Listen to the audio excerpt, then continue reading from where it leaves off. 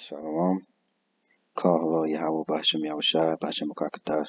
Double honors to the elders and apostles, great millstone who rule well. Peace, mercy, and blessings to the sincere brothers and sisters who are doing this thing wherever you may be, whatever that lot is. Listening, learning, teaching, helper, whatever it is, do it to the best of your ability. And I pray that Yahweh Bashem Yahushai puts his spirit upon you to do so. So that we may be able to stand in the time of judgment, standing firm for the name. So I'm kind of unsure the direction I want to go with this. So, per usual, modus operandi, turn the camera on, pray about it, and then let the spirit take control, let it run its course. But I do have a book called The Fall of the Roman Empire by Michael Grant. Now, we understand from a biblical standpoint that this place that we live in now, our current captivity, where where Judah and Israel are oppressed together. Let me see if I can I'll probably have to pull it up on Google because I need to get scripture while I can, because talking about this is it's just a standpoint on when brothers go into the fall of the Roman Empire and how Rome fell matches how this place will fall. It's a foreshadowing. We need to understand that there's a difference between the Roman Republic and the Roman Empire, and those vassal states that caused the decline of the Roman Empire. So a good rule of thumb to remember is if you're thinking about Republic, that's BC, so that's before Yahushua hit the scene. And I can't type and talk at the same time. Israel is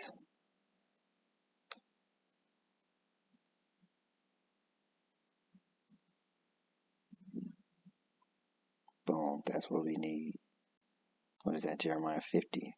So let's hit that real quick before I continue. So that way we getting scriptures here and there. You know what I'm saying? I ain't just talking. All right, so this is prophecy against Babylon, and we know this is today because of you read 49, 50, and 51. I believe there's 3 chapters in Jeremiah around this portion. If you read it, it talks about how Babylon's going to fall, but it doesn't. The letters don't really match how ancient Babylon fell. This is definitely about today.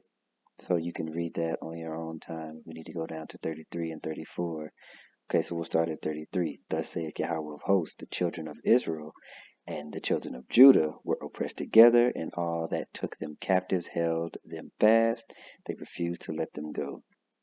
Their Redeemer is strong. Yahweh of hosts is his name. And we understand, for beginners, Lord of hosts, that is Lord of armies. Look at it in the NLT, you'll see it. It is his name. He shall thoroughly plead their cause, that he may give rest to the land and disquiet the inhabitants of Babylon.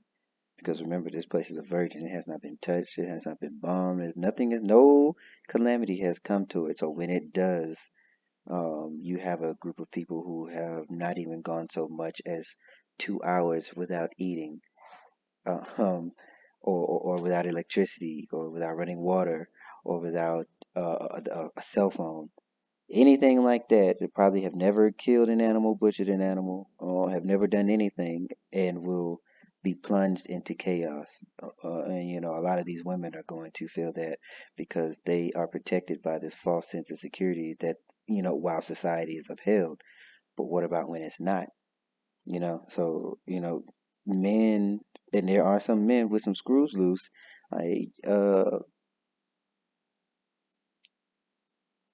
I'll give an example.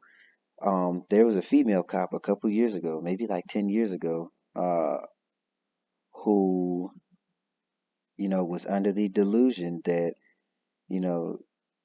she was the law instead of someone who upholds the law.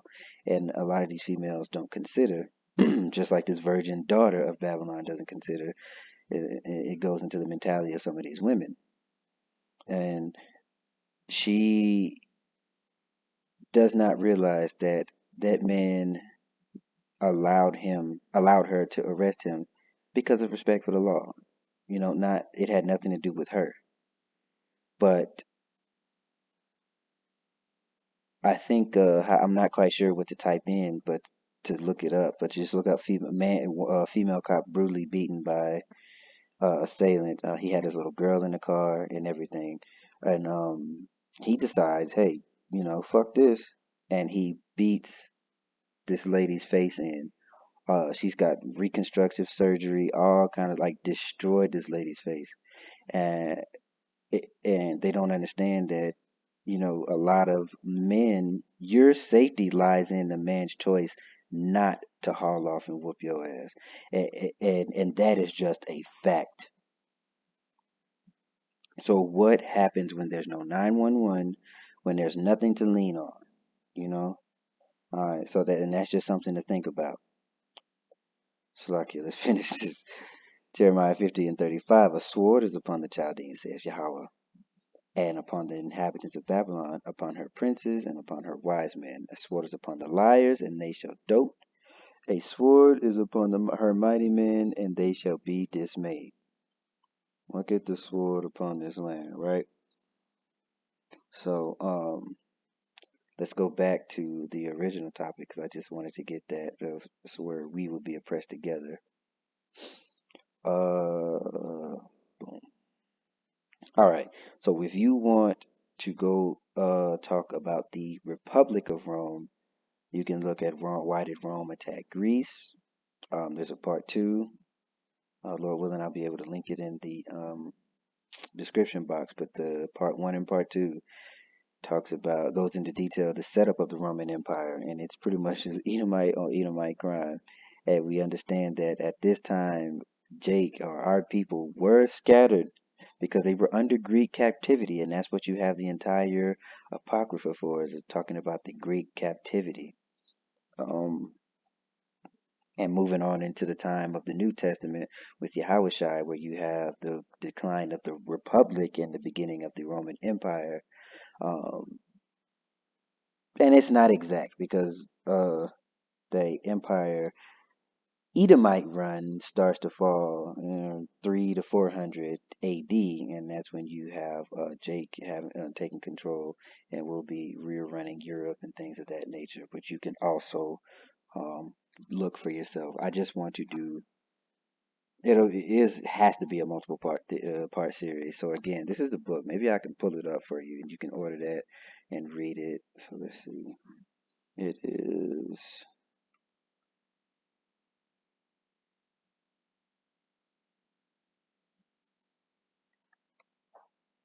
boom, and it's Michael Grant.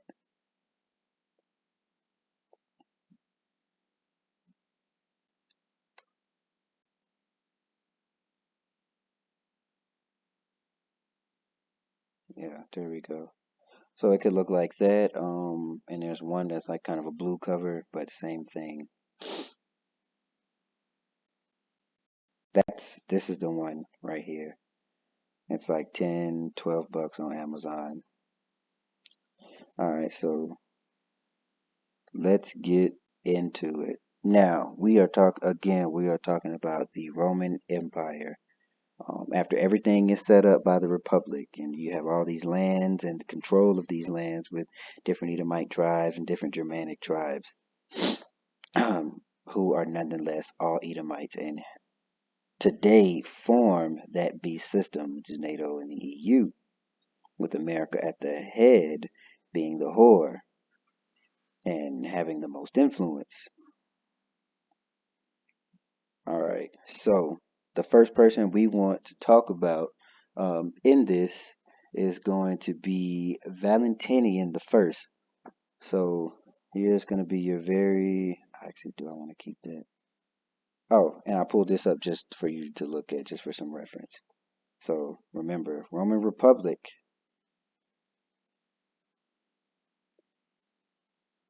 So you can see those times. This is prior to Yahweh Shai. Okay, we're talking about Roman Empire. So We're gonna put, and I typed them in earlier, so it should be here.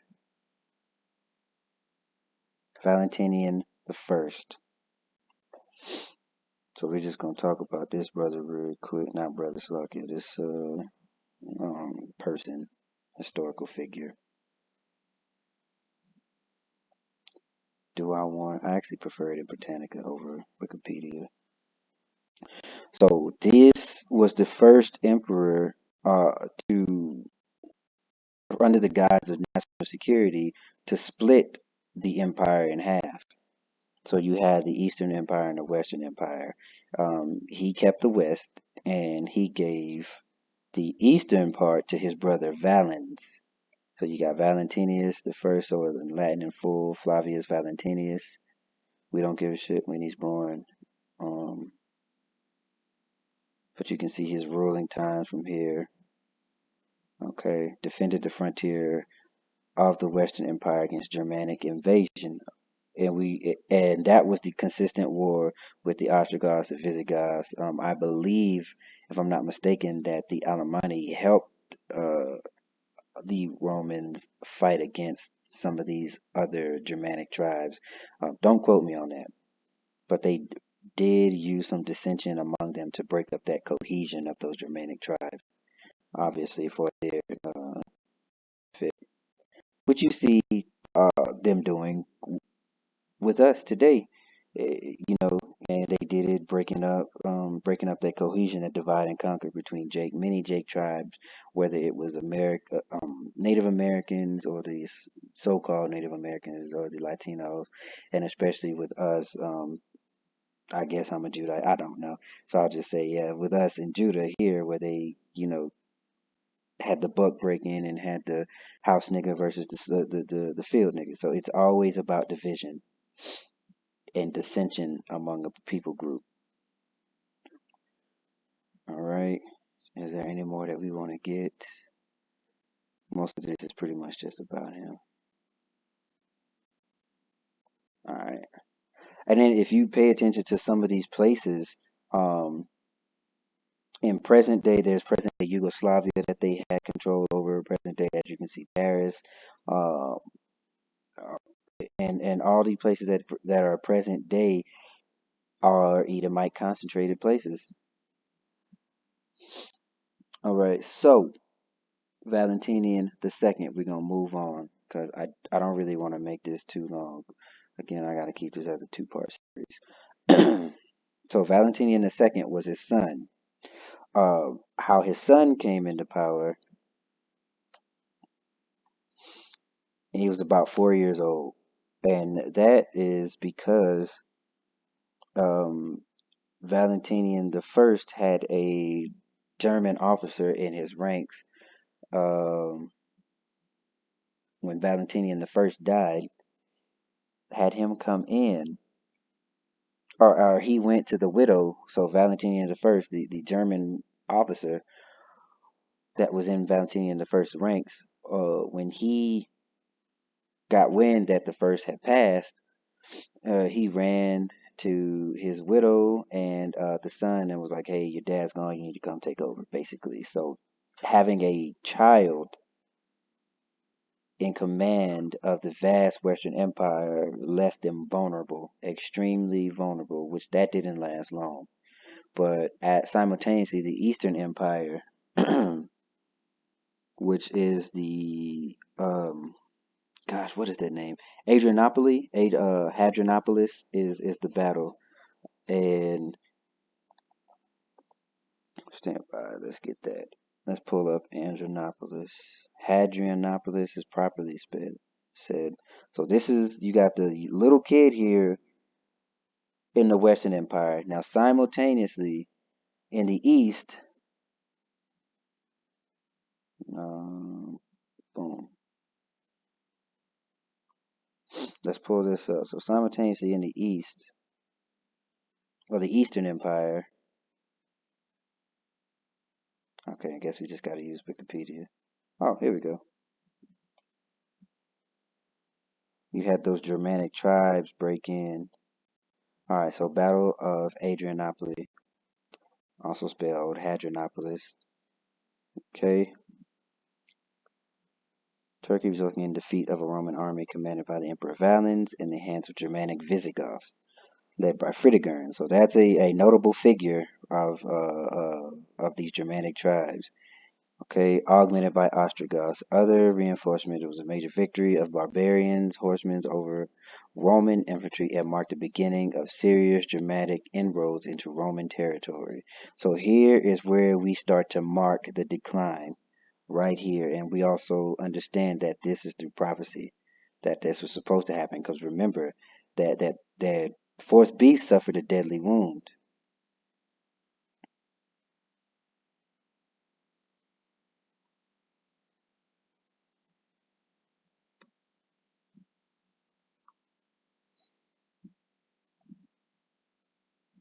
And we understand that healed wound is where we're at today.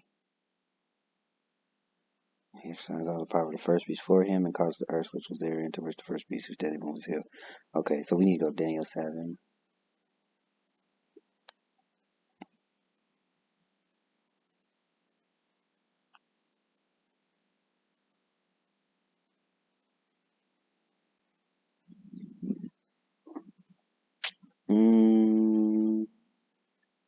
Boom, I considered the horns. Behold, there came up another horn.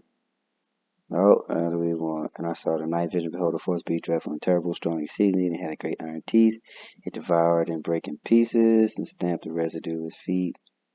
Verse from all the beasts that were before it, and it had 10 horns. Little horn, eyes of a man. Wait a minute. So, alright, hold on. Bear with me, because I need to. That's the Ancient of Days.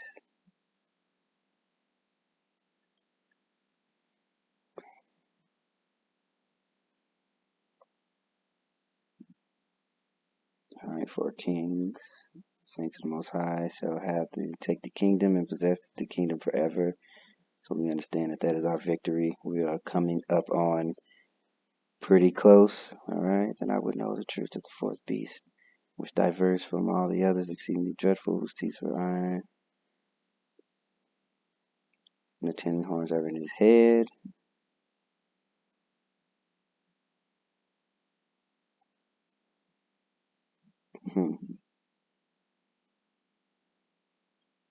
Okay, so we'll use Revelations. We'll go back to Revelation, because that healed deadly wound is now, but the deadly wound that he received is the fall of the fall of the old Roman. Okay, and I saw one of his heads as it were wounded to death, and his deadly wound was healed, and the Lord wandered after the beast.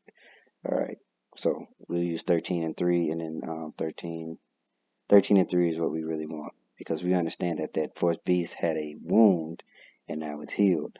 And the healed wound is the standing up of what you see today, because everything goes back to Rome. All right, let's see what else we got here. The emphatic defeat have revealed the Roman vulnerability to barbarian attack. Yeah.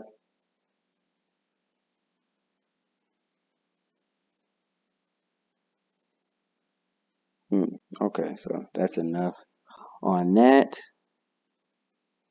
Now, 8 years prior to this battle, you had the Huns, and the Huns pretty much ran the Ostrogoths and Visigoths out of their land and destroyed that kingdom. Um, so we are going to move forward on that portion. Now, we understand that Valens died in this battle. So who took over? Don't even worry about it. I'm finna get it for you.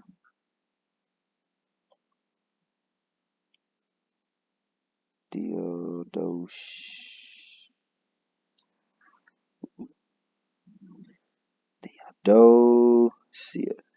Dang. There we go. Like, I ain't the best speller. Alright. So he was he was a Theodosius the First, also called the Great. Alright. He overcame a war against the Goths and two civil wars. He was key to establish the Creed of Nicaea. All right, so now you see Christianity come. You know what I'm saying? But that's another story for another day. The only thing I want to get with Theodosius is that he allowed, when the Huns, like I said previously, to take over that land. Or like, let me start over. When the Huns took over the land of the Visigoths and the Ostrogoths, and I believe one is were settled in present day Romania. If I'm not mistaken, that's the Ostrogoths that are in present day Romania, and the Visigoths are set what is now in present day Yugoslavia. I may have it backwards. Look it up. The Huns took that over. So Theodosius the First was the first person to allow the Ostrogoths and the Visigoths within the walls of Rome, and made them a federate ally. As long as the Visigoths and the Ostrogoths supplied soldiers to the army and pretty much did what we would call today sharecropping, or being farmers and getting the food, uh, supplying them with food by farming for the Romans is basically what I'm trying to say. So he was the first to do that. So this was the first thing, like allowing some of these Germanic tribes into within the walls of the cities. So now you see the mixing, um, of the so-called bloodlines, if that's what you want to call it, or you see the mingling of two different cultures, and this is all is becoming the cohesion into what you see today in the finalized form of this beast system. All right, so I think we can call it on that portion, and then we will continue with another chapter on another day, I believe so. Just give me a quick second. Okay, so yeah, and I don't know why the Visigoth. I think Visigoths is wise goths and Ostrogoths is um, bright goths. Let's look up why that is. So, curiosity's getting the best of me.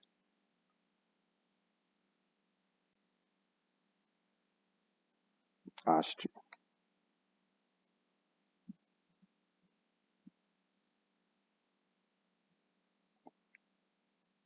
Pearls attested East Goths, more easterly of the two great divisions.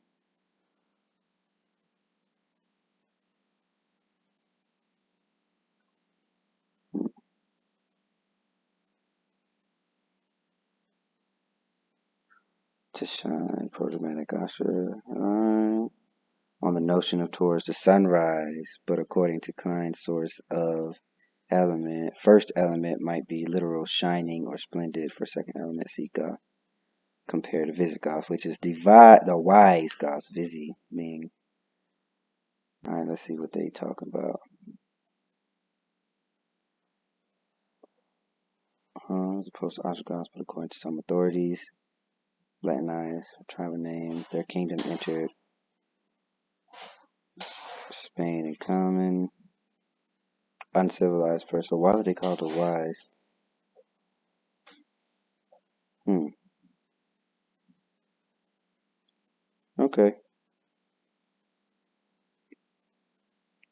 But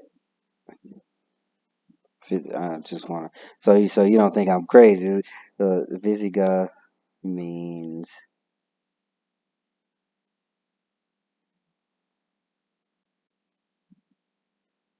Goths and Visigoth history. I read it in a book. I saw it. Ostrogoths meant bright goths, and then Visigoths meant wise goths. So we'll do something on that. Lord willing, another time.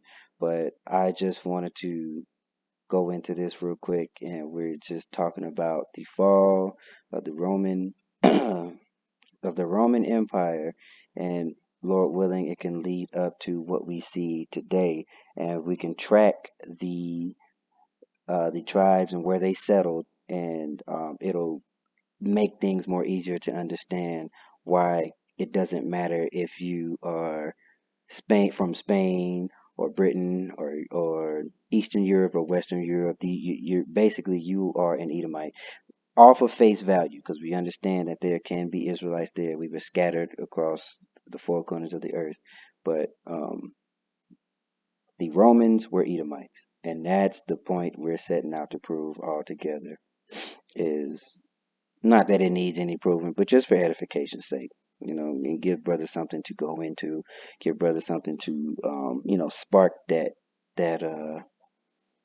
like that fire for you to go study. Maybe you're feeling lax, or maybe there's something that you need to go into that can help you get deeper into the scriptures.